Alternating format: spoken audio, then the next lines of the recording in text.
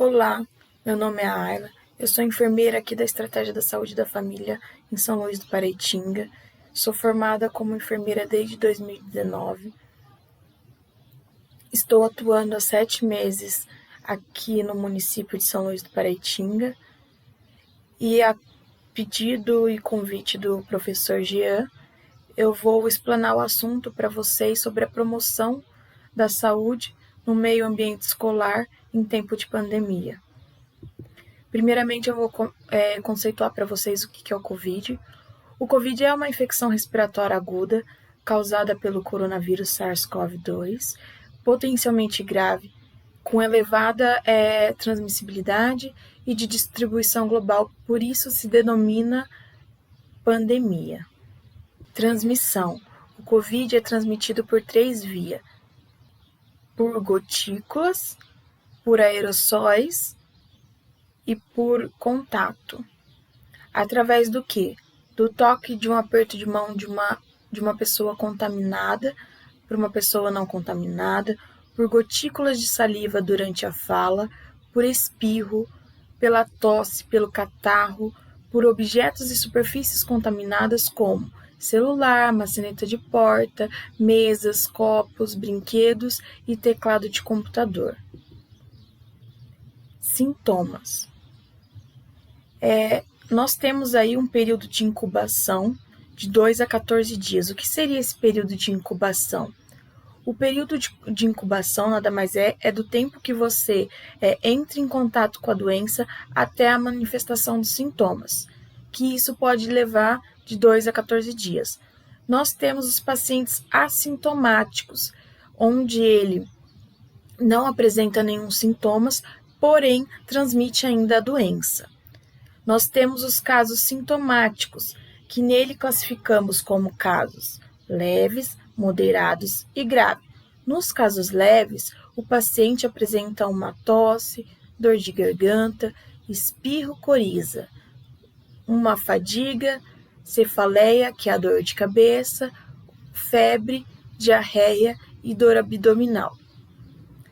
Nos casos moderados, o paciente ele apresenta aí uma tosse, uma febre persistente, com duração mais prolongada aí de uns 3 dias, piora de alguns outros sintomas, como a diarreia, a fadiga e uma falta de ar aos esforços.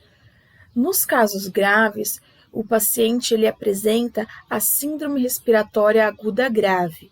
Nada mais é uma falta de ar, um desconforto respiratório, uma pressão persistente no tórax e saturação menor que 95 em ar ambiente quando medida com o oxímetro.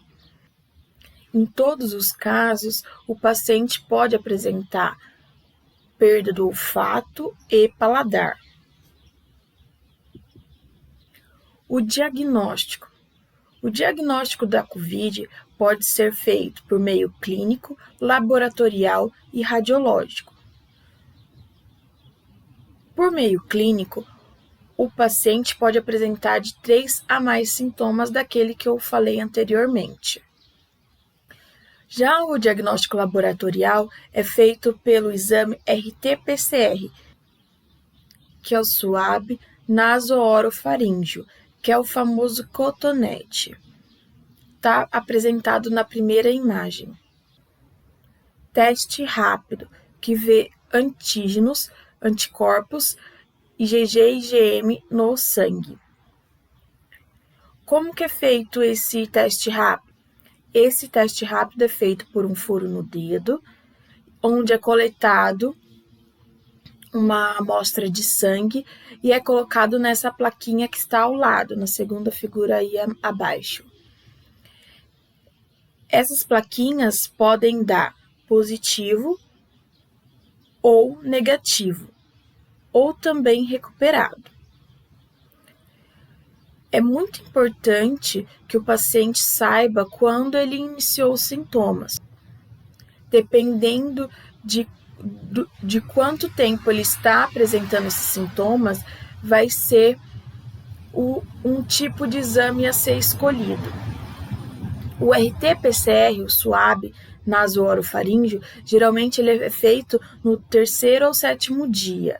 Quando o paciente apresenta sintomas maior do que esse tempo, geralmente de 8 dias em diante, o método escolhido para realizar é o teste rápido. Por quê? No início da doença, o COVID ele fica na cavidade nasal e oral.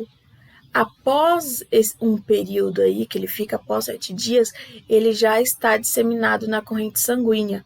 E aí o teste, o RT-PCR, geralmente pode aí dar um falso negativo. E aí tem que ser realizado o teste rápido. O teste rápido, como vocês podem ver aí na figura, abaixo você tem o C, que geralmente significa que o teste está válido, o C é de controle, né? Na segunda imagem, onde apresenta o C e o G em vermelho, o paciente está recuperado da doença, ele teve o COVID, mas está recuperado. No outro teste aí do lado, ele tem o C e o M. Isso quer dizer que o paciente está na fase aguda da doença. E o último aí, teste, a última plaquinha, que apresenta a coloração vermelha no C, no G e no M, quer dizer que o paciente está com anticorpos no sangue, porém ele ainda está com a doença ativa no seu organismo. E o radiológico, onde se analisa o raio-x do tórax, né, o raio-x pulmonar, onde pode apresentar uma mancha, aí indicando que o pulmão foi comprometido pelo COVID. Consequências. Já tem estudos que dizem que o COVID ele não só compromete aí quando a pessoa se contamina, quando ela tem o início dos sintomas, mas sim também após essa recuperação, principalmente após a recuperação. Essas consequências podem ser pulmonar, no caso de uma embolia pulmonar e uma pneumonia. Nós sabemos já, né, que o COVID ele infecta aí o pulmão e ele tem uma ação aí no pulmão onde ele pode causar a embolia pulmonar e a pneumonia. Muitos pacientes voltam para suas casas após a hospitalização e ainda não estão totalmente recuperados. Eles precisam aí de uma fisioterapia respiratória, porque qualquer atividade que eles vão realizar ainda causa muita fadiga, um pouco de desconforto aí respiratório, um cansaço maior. Nós sabemos também que o COVID traz consequências vasculares aí, principalmente o tromboembolismo, que é um aglomerado de células sanguíneas que obstrui uma luz de um vaso, e dependendo de onde está esse vaso, ele pode causar morte celular de um órgão e fazer com que esse órgão perca a sua função. Encefálica, tem estudos já que relatam que pacientes de casos leves e moderados, eles apresentam uma névoa branca, que é a perda da memória recente. Muitas vezes, o paciente ele não sabe mais realizar uma receita culinária que ele já sabia antes, compromete o paciente nas suas atividades de trabalho e também já tem relatos de pacientes que saem de casa e não sabem mais voltar para suas casas. O COVID, apesar de alguns estudos já estão sendo realizados, a gente tem pouco conhecimento sobre essa doença, principalmente sobre suas consequências e as sequelas. Os cientistas ainda não sabem se essa sequela é encefálica da parte dessa névoa branca, se ela tem tratamento, se o paciente volta ao normal, se é temporário essa sequela. E geralmente esse paciente apresenta aí, após a sua contaminação de 1 mês a 2 meses ele pode estar apresentando essa sequela de névoa branca. Social. O Covid ele também afeta a parte social, onde o número de desemprego está cada vez mais aumentando, o número de pessoas que estão em situação de rua, de vulnerabilidade social, cada vez está mais elevada. Isso tudo será repercutido aí após essa pandemia, quando houver vacinação para todos e não tivermos mais preocupado tanto em curar ou sanar os sintomas graves da doença, nós teremos aí uma alta taxa de pacientes que estarão em recuperação por conta da gravidade das sequelas que o Covid deixa nos pacientes que foram afetados pela doença. Então, as atenções básicas de saúde, elas terão um grande trabalho aí futuramente na recuperação desses pacientes. Sabe-se que as pessoas que se contaminaram com Covid, elas não serão mais as mesmas no ponto de vista fisiológico. Por conta do isolamento, pacientes que necessitam de outros atendimentos, fora a renovação de receita, em nível de atenção básica até de nível terciário, não estão conseguindo realizar esse acompanhamento devido ao isolamento, contenção aí da disseminação do Covid. Então, muitas doenças aí, que a gente chama de doenças crônicas, elas acabam sendo negligenciadas por conta dessas medidas sanitárias para conter a disseminação da doença. Saúde mental. Tem estudos já relatando que o ser humano, ele nasceu predisposto a viver em sociedade.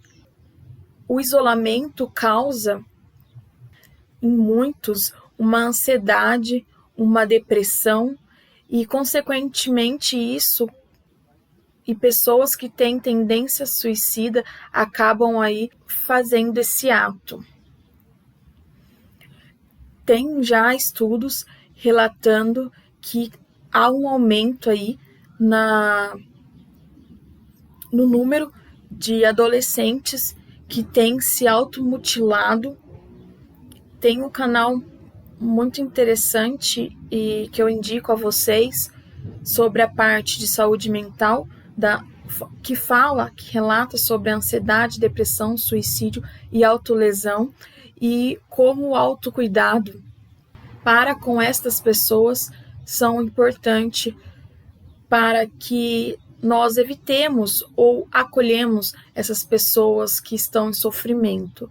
Vitaleri, profissionais de saúde da área mental, psicóloga, psiquiatra, falam que orientam as pessoas leigas mesmo sobre o assunto, de como conduzir ou como identificar e como auxiliar. É o acolher, é o ouvir, é o não julgar. É muito interessante, eu recomendo para que vocês vejam. Ações de promoção de saúde no ambiente escolar. Já faz algum tempo, que se vem falando muito dessas ações para a prevenção do Covid, para a promoção da saúde. Muitos já estão trabalhando, e aí aumenta a exposição para o contágio do Covid. E como fazer para que isso diminua, não a exposição, mas sim os condicionantes de se contaminar. O distanciamento social. O distanciamento social faz com que você diminui aí as chances de você se contaminar. O distanciamento social de 1,5 metro, em filas, dentro da sala de aula com as carteiras, cobrir a boca ao tossir e espirrar, cobrir a boca com o cotovelo e não com a mão. Uma vez que você cobre com a mão, essas gotículas, quando você espirrou, fixam na sua mão, e quando você pega um objeto, é transferido essas gotículas, e se você estiver contaminado, você pode contaminar outras pessoas. O uso da máscara, por favor, o uso da máscara corretamente. Não colocar a mão na máscara. A máscara não pode estar no queixo. A máscara tem que cobrir o seu nariz e a sua boca. Quando você falar, a máscara ela não pode estar saindo, se deslocando e aparecendo o nariz. Quando você for manusear a máscara, manuseá-la pelo elástico, nunca colocar a mão sobre o pano da máscara, tá? Trocar a cada 2 horas ou quando estiver úmida. Na fala, nós expelimos algumas gotículas e essa máscara vai ficando úmida, então sempre trocá-la. Na hora de comer, você tirar essa máscara pelo elástico, guardar em um saquinho plástico. Quando você realizar a sua refeição, você colocar outra máscara limpa. Tapete sanitizante é um tapete o qual limpa o solado do calçado, divididas em 2 partes, uma parte que você lava o solado do calçado e outra que você seca. Esse tapete é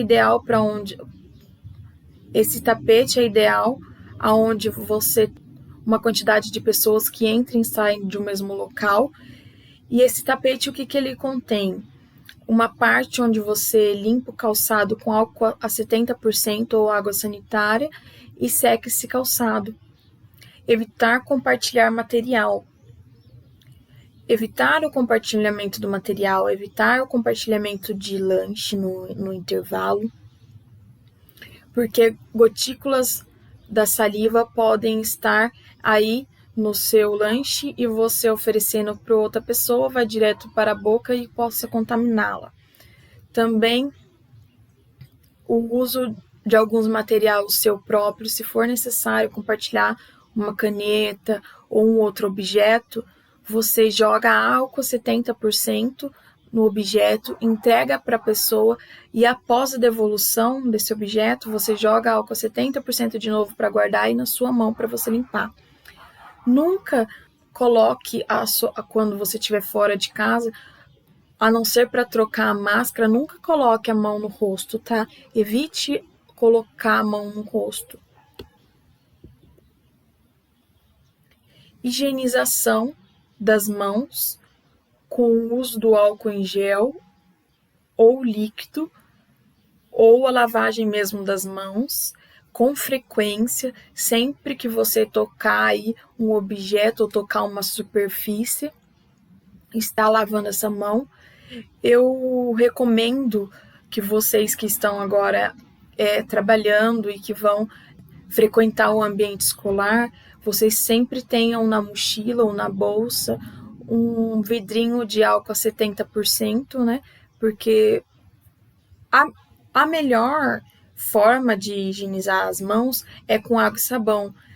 Porém, não é todos os lugares que nós encontramos esse local para realizar. Então, o álcool a 70%, ele faz essa função aí da água e do sabão.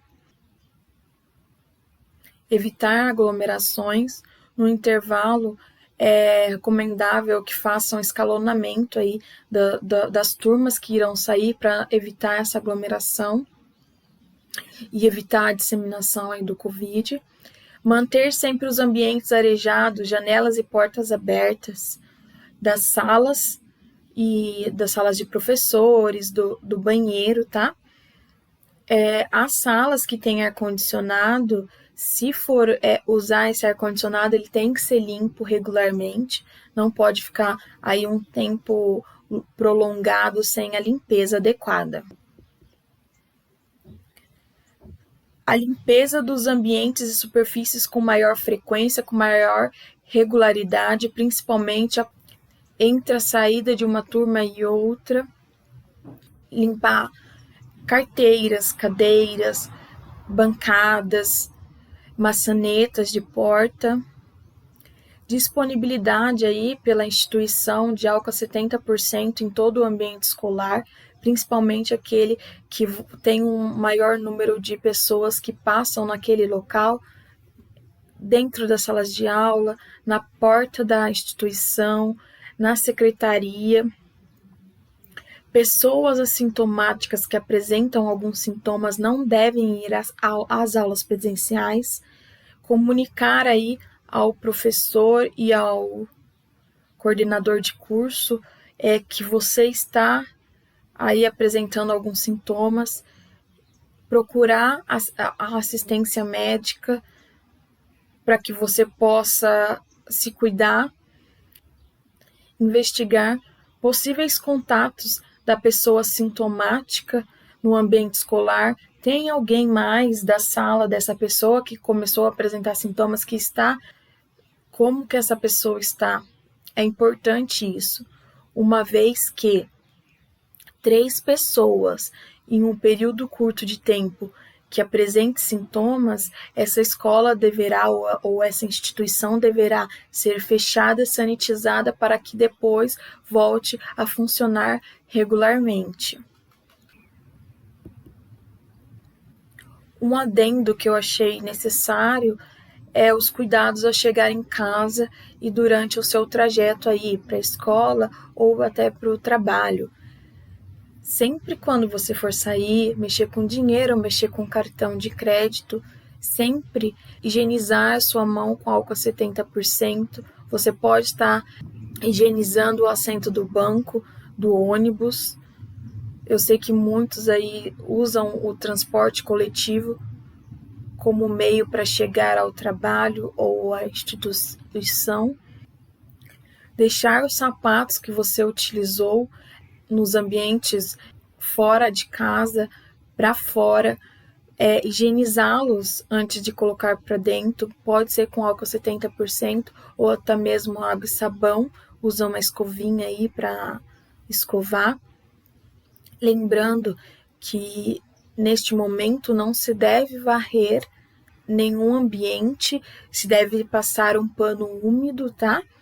Por quê? Porque uma vez que você varre, gotículas ou partículas sobem e ficam suspenso no ar, e isso pode estar sendo inalado, e aí você contaminar com essas partículas, e pode ser que tenha uma partícula aí do Covid no chão. Não adentrar na sua casa com a mesma roupa que você saiu na rua. Quando você chegar, se você tiver disponibilidade aí de logo quando chegar e tomar um banho e colocar essa roupa em um outro ambiente que não seja junto com as suas roupas que você usa e que estejam sujas que você usou no ambiente da sua casa, tá? Não só circular pela sua casa, mas também sentar em móveis.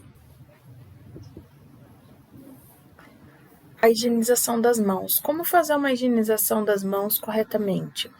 A higienização das mãos serve tanto para água e sabão quanto para álcool em gel. Primeiro você vai abrir a torneira e molhar suas mãos, aplicar uma quantidade suficiente de sabão, ensaboar as mãos friccionando as palmas da mão uma contra a outra. Vai esfregar com uma palma da mão sobre o dorso da outra mão, entrelaçando os dedos e vice-versa, em um movimento assim, ó, para frente e para trás.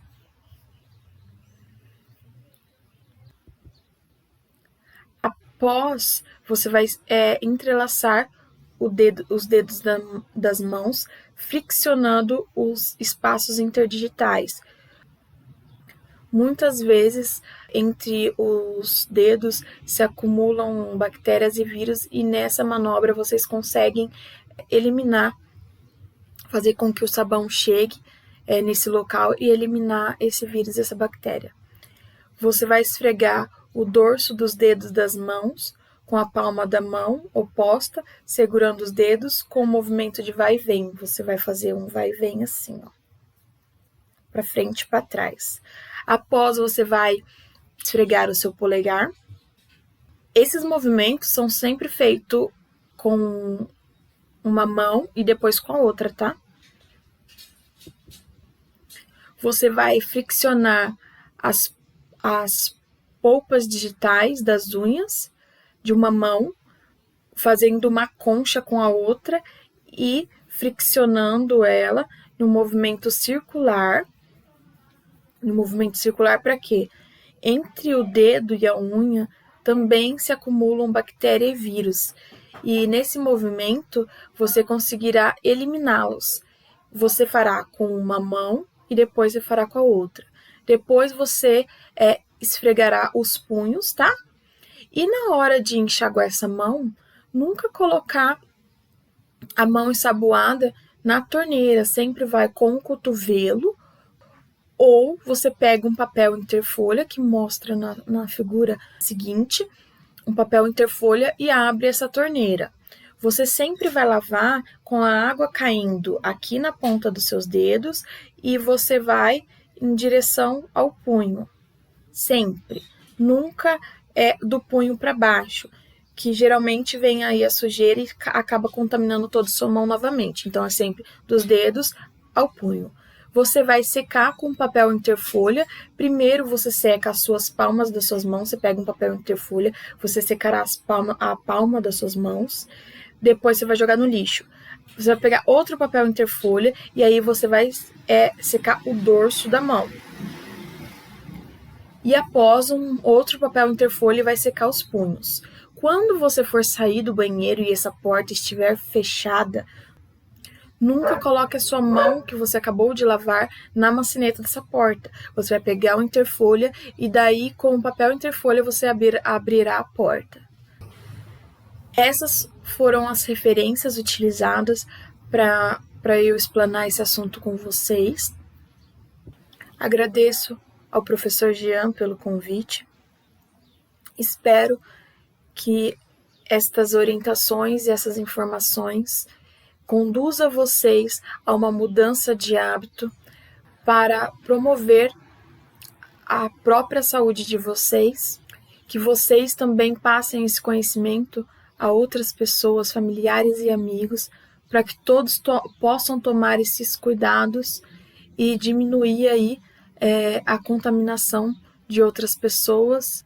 Procurei trazer o assunto de uma forma simples, mas não menos científica, porque é um conteúdo já muito difícil, não nos termos, mas nós sabemos que o Covid, ele está intenso, tem um aumento aí de casos, e é uma doença que tem um grande impacto na vida de todos, não só dos familiares ou daquela pessoa que foi contaminada, mas sim de toda uma população. Agradeço a vocês pelo tempo e pela escuta e até um próximo convite.